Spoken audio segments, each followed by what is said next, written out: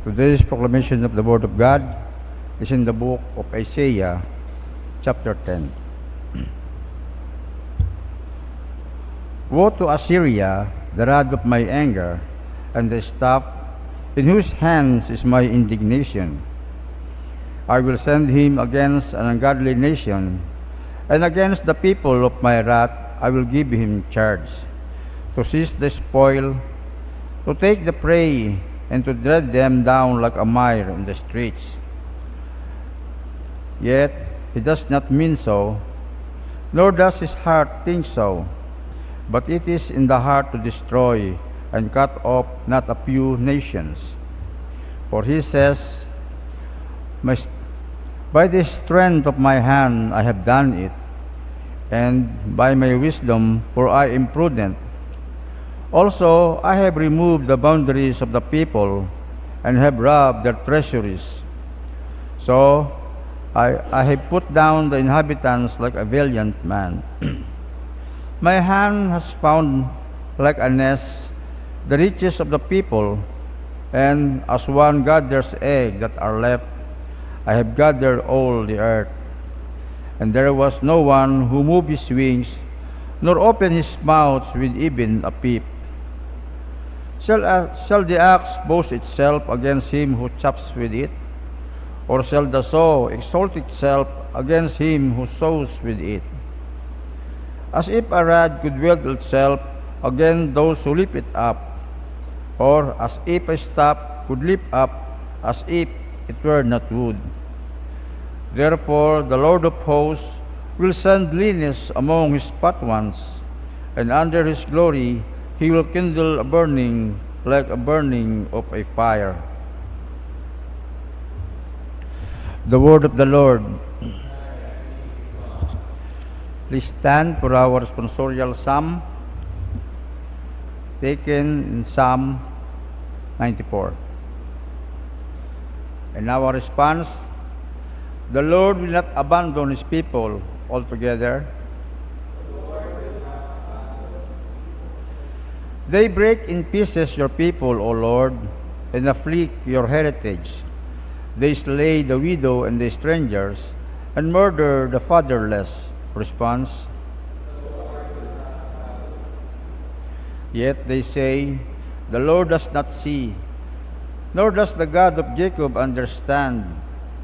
Understand, you senseless among the people, and you fools, when will you be wise? Response. He who planted the ear, shall he not hear? He who formed the eyes, shall he not see? He who instructs the nation, shall he not correct? He who teaches man's knowledge? Response. The Lord will not cast off his people, nor will he forsake his inheritance, but judgment will return righteousness, and all the upright in heart will follow it. Response. Glory be to the Father, and to the Son, and to the Holy Spirit.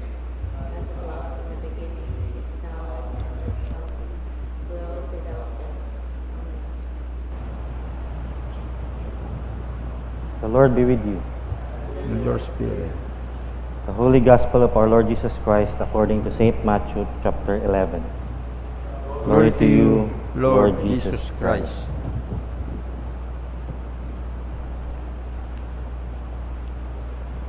At that time, Jesus answered and said, I thank you, Lord. I thank you, Father, Lord of heaven and earth, that you have hidden these things from the wise and prudent, and have revealed them to babes. Even so, Father, for so it seems good in your sight.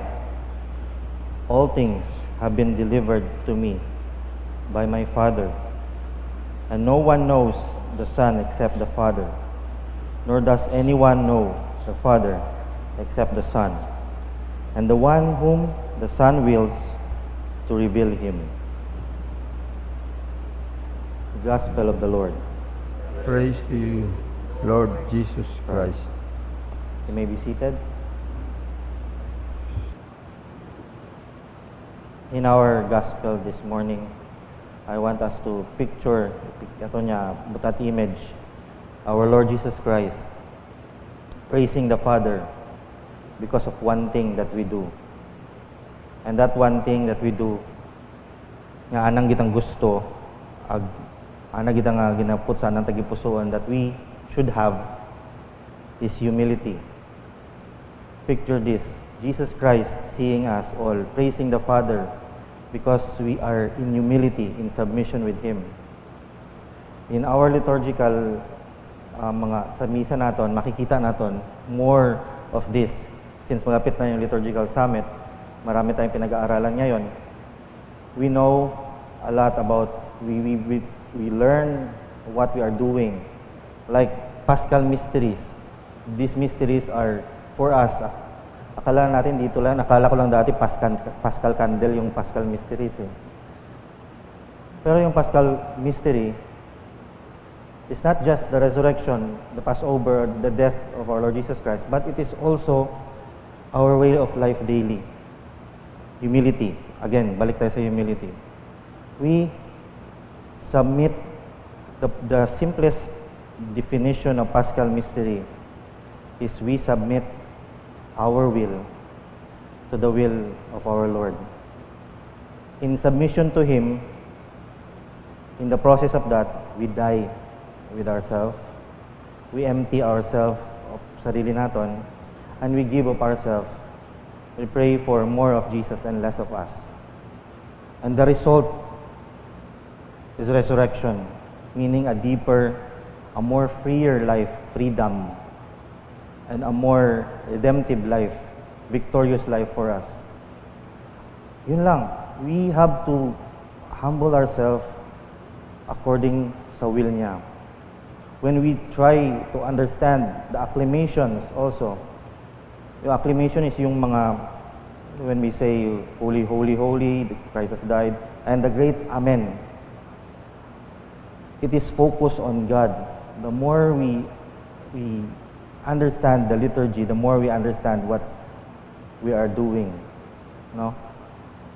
The thing that is happening right now is we demean others who do not understand. Remember, when we began to live out the liturgy, the Paschal mystery in our life, the more nakikita natin niya, we do not demean others because we see God begin to empower others also. May empowerment. Kasi nakapokus tayo kay God, kay Jesus. We also do not demean ourselves because nakita natin yung empowerment, yung gintao atong Ginoo katon. And I just want us to sing any tribulation, any kind of difficulties in life, when you begin to really submit your will, humble yourself to God, maugan yung pamatsyag mo. There is peace that surpasses all understanding. In your work, in your family, in your relationship, you begin to see God working. And it is not you. He is the one who is working. The harvest is plentiful. Remember, the harvest is not us, our labor. It is God's harvest. Trabaho niya yun. Sometimes we just want to be present lang dyan, sa lugar na yon. Our presence alone. Or sometimes we work in silence, yet God is there working. Sometimes we go to a place, we pray for that place for 1 week. Something is happening in that place. May nga scripture ako na nakita ka nga ato nga tandaan per me. When it comes to dahil scripture we become to be childlike. Sa Ephesians 3 verse 13. When we face things in this world, tandaan na natin, therefore I ask you that you do not lose heart at my tribulations for you, which is your glory. When we begin to understand,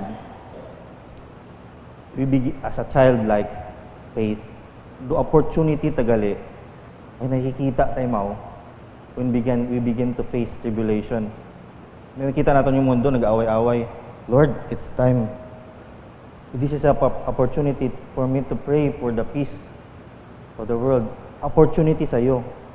Kasi nakikita mo that is in this world, there's tribulation and there is glory when you begin to understand. Ang papadikaraya ho sa 19, to know the love of Christ which passes knowledge, that you may be filled with the fullness of God. Meaning kara is spiritual fullness, spiritual intelligence. Inhaba ba di karaya hay, di nga mga Pharisees kuno or the mga intelligent people, he's not talking about that. He's talking about spiritual intelligence.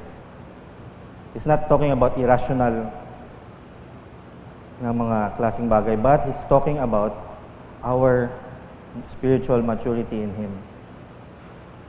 We begin to understand and begin to empower others just by being childlike in faith, understanding the Scripture, humbling ourselves. Again, gabalik doon ni Mao sa aton yung humility. If you think that you are capable of things, you begin to daily mo gina obra. Lord, I submit to you. I know this, I know that, but let your will be done upon this matter. Every day, the Paschal mystery, we should remember the acclamations. We die to ourselves. We empty ourselves. We give of ourselves to others. The more we do that, we become free. We become a redemptive people of God who will also redeem others in collaboration with Jesus Christ, our Lord, in submission to Him. So, try to reflect today. We try to reflect our daily lives. Is Jesus praising the Father because we are doing what He wants us to do, which is to humble ourselves daily, obeying Him daily, acknowledging Him daily, and pursuing Him daily. Let us just reflect on our humility, paano kita mag-isip, paano kita mag-ubrat mga bagay-bagay in our decision, change, transform to His will, putting in mind the liturgy and the Paschal mystery, mga bagay-bagay nga atong atiguhan, and let us reflect on our Lord Jesus Christ who died on the cross for us.